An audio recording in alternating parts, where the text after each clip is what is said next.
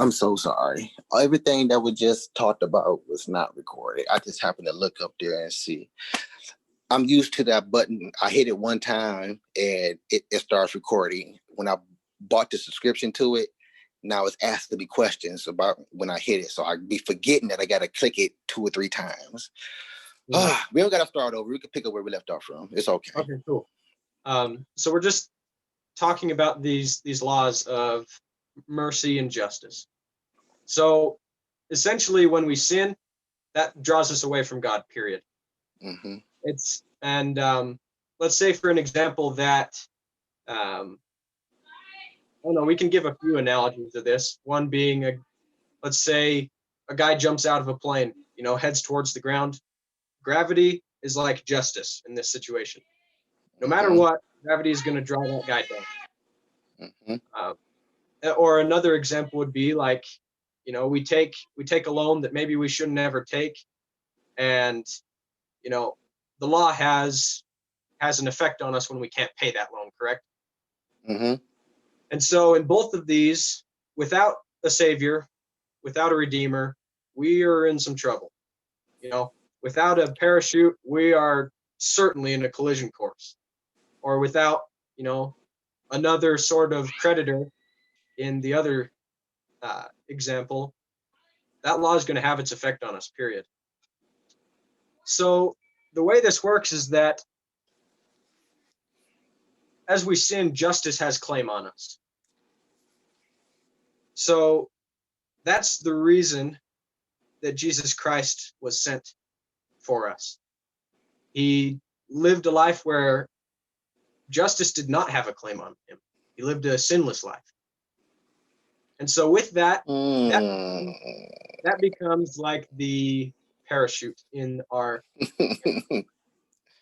or rather, Christ puts a parachute on our back or something. I don't know. It's not a perfect example, but you get what I'm saying. Or he steps in and he pays the debt for us. And so then we can turn around. No. I'm listening, man. Trust me. I'm holding on to what you're saying.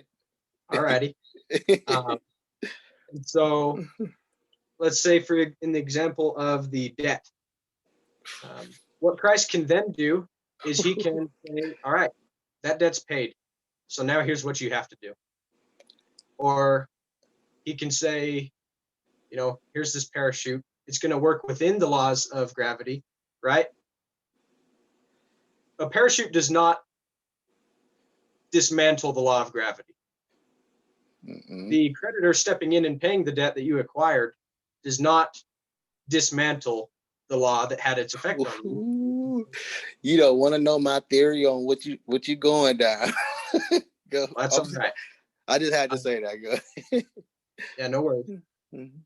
And so, in that way, the demands of justice are satisfied, and it's not a breach of the laws of justice, but it's that the demands were satisfied.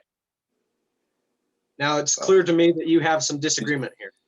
You just said a loophole. Okay. Loopholes are created to be deceiving. Okay. First, what's this debt thing? According to, you ever heard of the whole child and parent argument? I don't owe you anything. I didn't ask to be brought here. Mm-hmm. You ever heard? You heard of that argument? The Book of Mormon.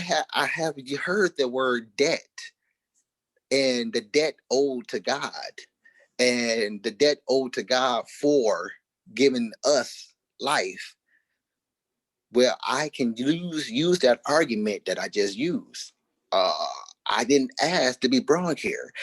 And if I known here was going to be here, I probably wouldn't have asked if I was known to be up there this whole entire time. No, but that's not my theory. That's just something I'm just thinking about just now, going off just rebutting off what you said. And then this whole thing about Jesus.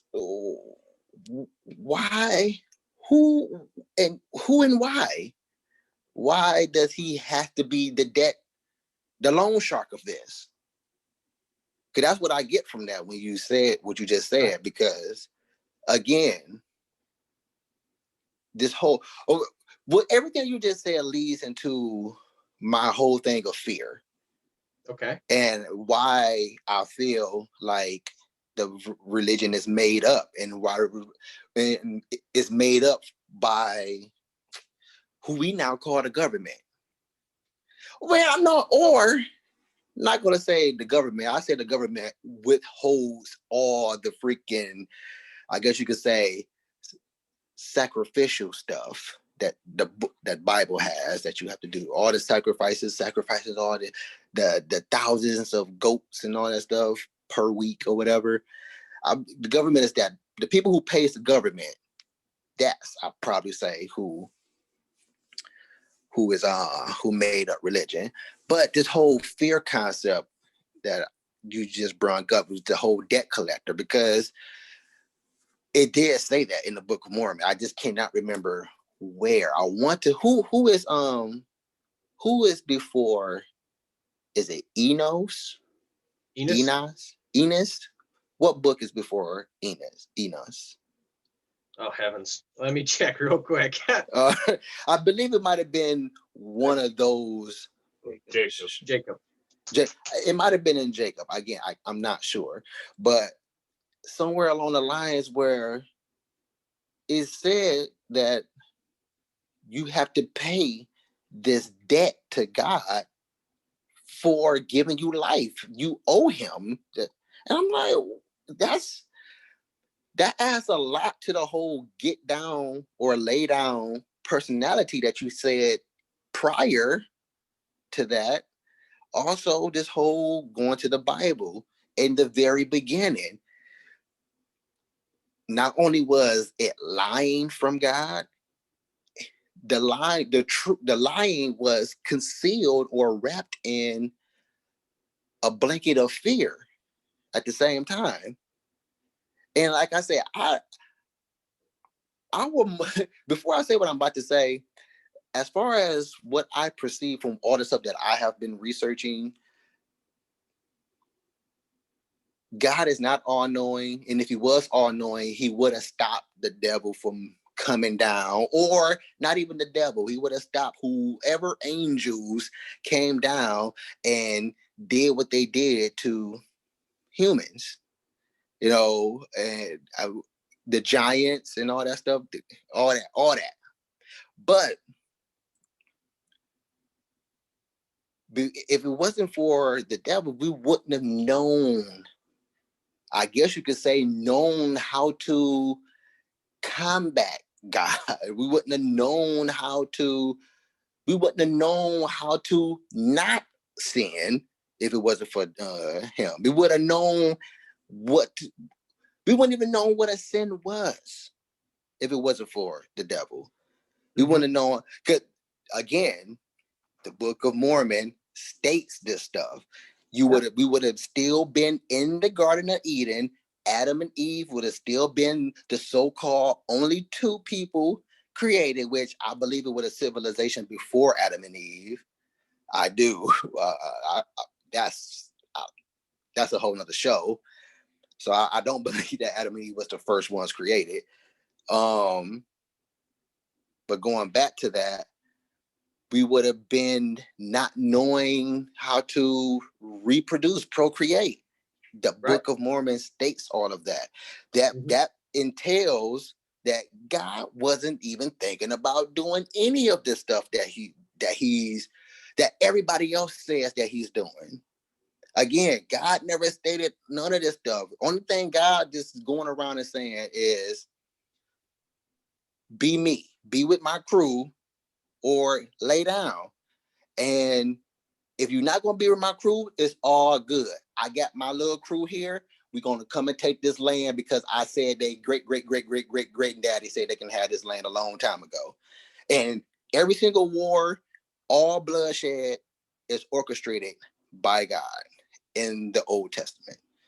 Now, going back to the Garden of Eden, before the transgression, that fear, I feel like we shouldn't even have. Well, I ain't gonna say we shouldn't have. I'm not even sure. Still, I'm not even sure if fear is an actual emotion. I believe maybe it's a subpart to an emotion. Still not sure. I just probably just trying to sound smart or something. I don't know. But but if it wasn't for God instilling fear into us, we probably wouldn't have known what fear is. Sidebar, fear is a very, very, very useful thing in life, by the way. It is one of the most practical emotions that we have. One of the most, because it heightens practically every sense that we have. It keeps us alert. We're more alert. So I'm not cracking down on the fear emotion. It does some terrible things too. We get scared, people die. Mm-hmm. So that's the kind of fear. But as far as knowing, feeling that emotion of fear, I don't know where it came from, because according to the Book of Mormon, we're not that smart. We would have stayed in this freaking Garden of Eden forever trying to figure out why is we the only ones here for some reason. I don't.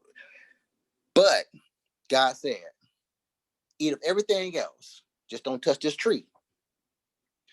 Everything is yours. Just don't touch this tree. They didn't touch the tree. Snake. Oh, hold on. I forgot. I don't know why I forget this. I'm talking about fear and I forgot to implement the fear. The fear came when he said, if you do eat this fruit from this tree, you will die. As we are here walking the planet Earth, they didn't die. First lie, also implementing fear. What I mean by we shouldn't even know what fear is, they were just created roughly maybe 6-7 hours ago, according to the book in that era. So why does Adam and Eve? Oh, hold on, was Eve even created at the time when he said that to Eve to them? I'm looking at Genesis chapter 3 right now. Yes, Okay. it was. So Genesis chapter 3, and perhaps before I'd have to, put a little bit more concentration into this, but at least in Genesis 3, when Adam and Eve are both on the earth, the Lord does say, but of the fruit of the tree which is in the midst of the garden, God has said, ye shall not eat of it, neither shall ye touch it, lest ye die. Yep. First lie. First So how, lie. They didn't die. They just got kicked out the house. Then, but what I mean by he implemented fear with the word die. If you eat this, you're going to die. They shouldn't even know what die was. They shouldn't even know that they shouldn't even have the thought process to know that they should be scared right now, that they should be scared of death. But for some reason, they were scared of death because God said so. And so people can use that whole God is God. He made them comprehend stuff like that. But I choose not to believe that because of other things that progress throughout the Bible. Like he's not all knowing for one. He's not that's a big one for one. He's not all knowing, and he's unfallible, which that means that he doesn't make errors, right? mm-hmm. But again, he wouldn't be saying the words regret numerous times in here and throughout the Bible if he doesn't make errors. And on top of big errors, he wouldn't need to flush us out if he didn't think that. Matter of fact, he said it. I made a misjudgment kind of call. That's not the same words per se, which is why he flooded. So all that going back to the whole fear and what you just stated about the debt. Oh my goodness. Like, I just don't get why follow a story Like if you're gonna follow the Bible, in my opinion, if you're gonna follow the Bible, then why you not following? Why you don't believe in comic books then? Because those are stories as well. And I'm not trying to disrespect the Bible, and I'm not trying to disrespect the Book of Mormon or any other religion, but they are stories for the most part. As of today, they might have been real at some point, but today they're stories. And there's no evidence that any of it ever existed throughout the world at all. There's no evidence that God and or Jesus ever existed, but yet we're still believing in these stories because you never met him. And don't give me this BS that you have met him and he looks like me, because I hear that that's the only answer right here from people that say, yeah, I have met him. What he look like? He looked like me. No, that just means the image of God just means head, torso, four limbs. Am I not right? No, I think, because obviously if we're all created in the image of God, that and we all are different, then it can't mean down to like God has my freckles and my thin hair. Exactly. So he doesn't look like you. So you can't come with that excuse that you met him and he looks like you. What makes you more special than the actual prophets? Because none of them met him either. Right. Luckily, you won't get that statement out of us. I've never met God. But I think what we've come to now is the core of this discussion. Like, you've made a lot of points, and they all have answers. Unfortunately, we don't have a shred of hope at getting down into all of these. But here's the central question we're asking: is God there? Is he real? So I find that in order to scientifically disprove the existence of a God is kind of fighting a losing battle, because if we're going to say that things only exist if we can perceive them, or rather, if we can't perceive something, then it's not real. In order to say that, in order to definitively scientifically say that God is not real, we'd have to be able to perceive all of existence at the same time. It sets up a paradox, as in order to definitively prove there is no God, we'd have to be a God, right? And so But what it comes down to, I am left with the dilemma of everything that I choose to lean towards of my beliefs, that none of us is right or wrong, because until real events, not signs of events. That's for you freaking Christians, get over that freaking sign stuff. But until real events from Revelations take place, then neither one of us is right. And that's how I see it. My beliefs nor your beliefs, because hey, it's been the last days for the over 2,000 years. So how long does it take for a day to end? You know, how long does it take for a day to end? And according to what I got from the Bible, we're miscalculating like a mud if you're going to try to calculate when he's coming back, because it's like, if I recall right, a day is like 2 to 5,000 years to to the heavens or something like that. Excuse me. I could excuse me, I'm sorry.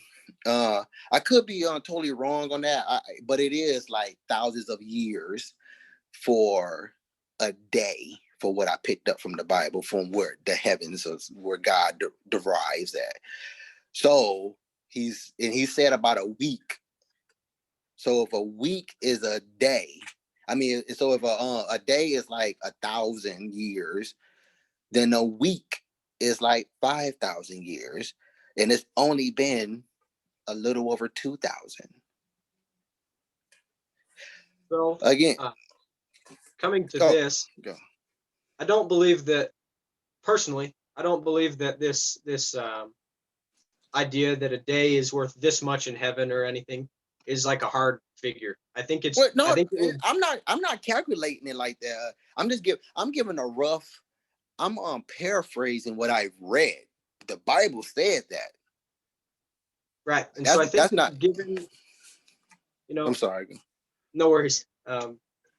Well, for example, let's look at Revelations. There's a lot of symbolism, right? Like we haven't. You We're show not. you want to go down Revelations, man. Revelation is one of the No. best sci-fi stories I've ever read. Unfortunately, it's the one. It's probably the one I understand least. So about the last thing I want to do is talk about something I don't fully understand. But I will say that it's, there's a lot of symbolism there. There's even a lot of symbolism in real stories that have happened, right? Like we can learn stuff. And so I don't think this is given as a hard, like, this is what a day is worth in heaven. I think it's given to say our reckoning of time is different.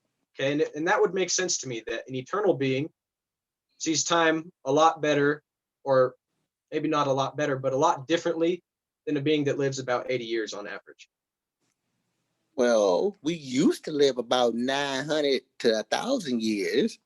Still a long shot from eternity. True, but we lived to one of those days of heaven at one point. At least one day of heaven. Again, I wasn't making up a number out there. I was I don't exactly remember the actual number that was said.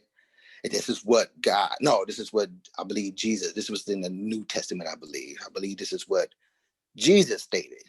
Well, at least it's what the Bible said Jesus stated. It's 2,000 to 5,000 years. I want to say it's about 1,500 to 2,000 years per mankind's day. So again, the last days, we still got roughly 2,000 more years to go if something was going to happen. But this is going on kind of long. I don't know how much time you guys have, because I can talk for hours and hours. Just till the half hour. So. Okay. 20 seconds. Oh, are you serious? Yes. Yeah, so. Son of a gun. Oh crap! I just wanted to ask, like, why do you actually follow? Why do you actually believe? Because again, are you following because you were brought up in a household to follow, or are you following because you're trying to figure it out or see for yourself? That's probably the question I want to answer most, but it sounds like Elder Vest does too, and he hasn't talked yet, so I'm going to let him go. The reason why I've let him talk more is because he has that better understanding than what I do on some of these topics that we're talking about. So I just wanted to put that out real quick. And when it comes down to your question right there, so when I grew up, I didn't believe in any of it. I was one of those that I just didn't believe there was a God, and it took me years. And it just finally came down to that single point of personal revelation that we talk about. So seeking out and prayerfully asking if it's true, and seeking to see if it is true. And so when it comes down to personal revelation, it's personal. So everybody has their own answer to it. They see that. I know. I'm sorry, man. I'm sorry. I'm not trying to crap on what you said. I'm making a face, but I'm making a face of like, that's what I always hear. And that's something that I guess somebody like me would never get, even though I am serious about wanting to know, is there an actual God? Even though I don't believe that, I'm not saying I don't believe that there's no God, but I believe that the God that you and other Christians believe in is not the God that y'all think that he is. That's what I'm believing more so. And what I find even more interesting, intriguing, is that you have people that actually believe. But the reason why they're believing, for the most part, for what I hear the most, is why not? Like, why not believe? I'm like, well, you're doing exactly what he wants you to do. Yeah, blindly follow. So yeah, believe then, but don't pick and choose which portions of it that you want to follow if you're going to believe in it. And that's what I see for the most. Yeah, this is the part of the conversation where I really want to be involved as much as I can. Unfortunately, we're going to have to go here. All right, but it's all good. Thanks I appreciate it. Go ahead. Yeah, I will tell you kind of the experience, and it is a pretty common experience. I'm not here to say this is completely radically different. But my experience, the watered down version, is that I was born into a household, strong members. I was sort of that black sheep that didn't want to follow anything, and I was a bullheaded kid, and I still am. And so essentially what that looked like is, eventually my parents' testimony of the gospel, my parents telling me everything was true wasn't enough for me. And so I went off on my own way.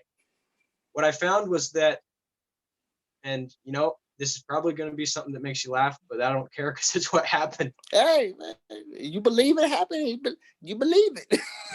So what ended up happening is that my life was going downhill fast, to the point where I was about to be, a suicide statistic. I was done with it. I'm not gonna laugh at that, man. Come on, I'm not that sick. No. That's not what I'm sick, trying to man, but not that sick. not what I'm trying. But what happened is that luckily things happened. A story in and of itself that never happened. Obviously, I'm still here, right? But I started looking at it and being like, okay, something's not adding up. Something's not right. Here's my family. They're all happy. Here's my friends. They're all happy. Why am I not? And so I just started trying to emulate the things that they were doing that led to their happiness. And believe me, church was about the last thing that I wanted to do. But ultimately, it's the thing that provided me purpose. And it's this thing that provided me help. And it's the thing that led me to ask God if he was there. It's the thing that led me. Are you happy? Yeah. You're happy? Yes, sir. Okay, because what I'm getting is the typical type answers or replies is basically, in a nutshell. I forget your name. I'm sorry. What's your name again? The other guy who spoke. Elder Vest. Elder Vest, and you are again the leader of the pack. Oh, come on now. I'm Elder Saunders. Saunders, yes. Patton Saunders. From what I'm getting, it's the typical reply that I always get. And in a nutshell, I feel like your reply is basically a sign. And I'm like, I'm not convinced of signs, right? Because that's what we always, at least that's what I've seen growing up, is like signs. Oh, show me a sign.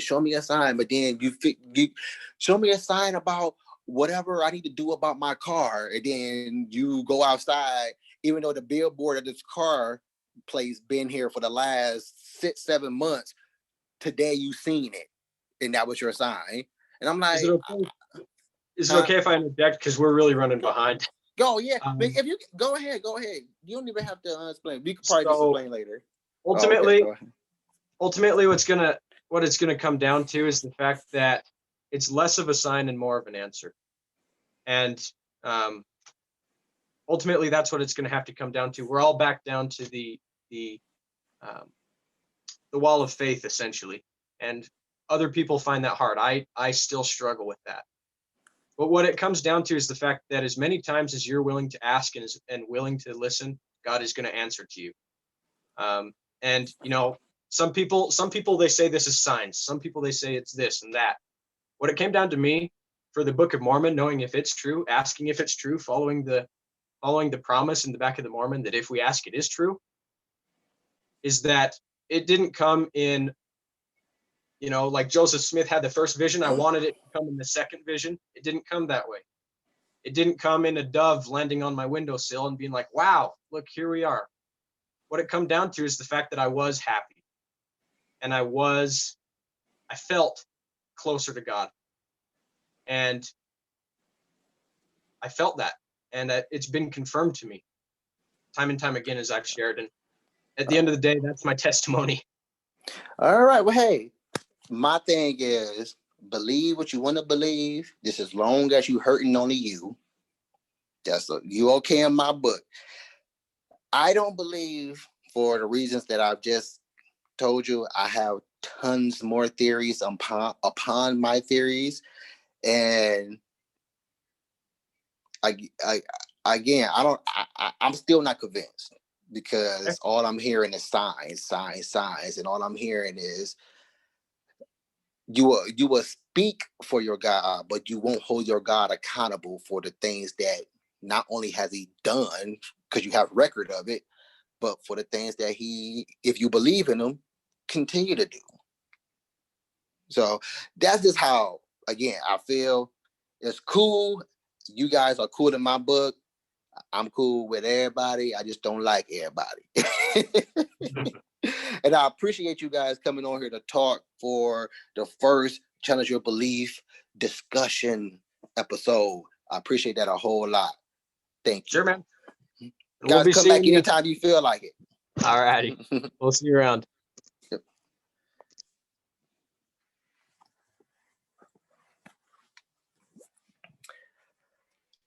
We had some tech issues where my technological brain forgot to push record in the very beginning, and it was such good stuff being said in the early portions of that.